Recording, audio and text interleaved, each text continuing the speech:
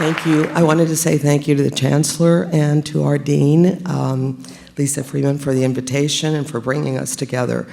I hope that doesn't count against me, but I guess it did. Okay, I am very happy to share with you a synopsis, very short synopsis, of a book that was just published this year. Hannah Arendt's study of totalitarianism provides the intellectual scaffolding of my book. She suggests that political projects lodged in the past or in the future deny individuals voice and agency, and that a special form of the present, which some have called the poetic present, is necessary for democracy.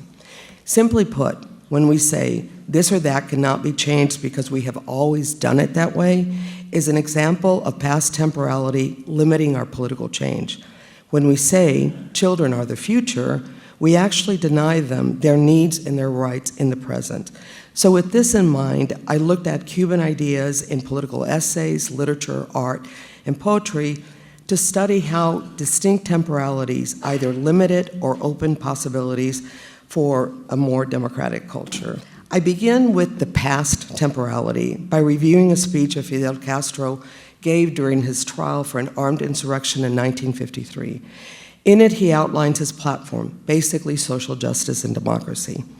He uses the past to claim the mantle of history. He promises to restore the 1940 Constitution, and he ends it by saying, "History will absolve me." But if we read through the lens of temporality, it reveals an authoritarian vision. By giving history the power to judge, he denies people's views and experiences and their own judgments. The second chapter is on the future, and it examines multiple writings, including an essay, Man and Socialism, written by Che Guevara, the Argentinian doctor who got involved in the Cuban Revolution. In it, he explores how to build a socialist society. After a very long discussion about material and moral incentives, Che Guevara states that few men are able to rise to the occasion, and so they must be subsumed under a strong leader. Eventually, by molding the children, a new man, and I use man because he was very adamant about this, a new man will be created.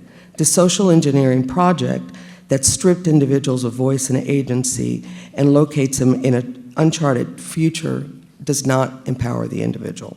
The third chapter looks at forms of the present, including the idle and nihilistic versions, but the main focus is on the work of poet Eliseo Diego, who also wrote essays for teachers. Unlike José Martí, the intellectual founder of the nation, he did not place children in the future. Eliseo suggests that children need to be dealt with on how they are, not how they've been or how we want them to be, but rather that there needs to be that poetic moment in which we're in the present with these children.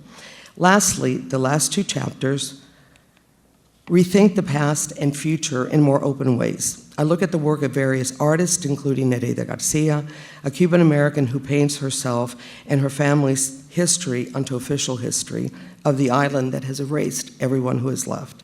Lastly, I examined recent post-protest movements, including the work of Luis Manuel Alcántara here, who is presently in jail for his project, this one.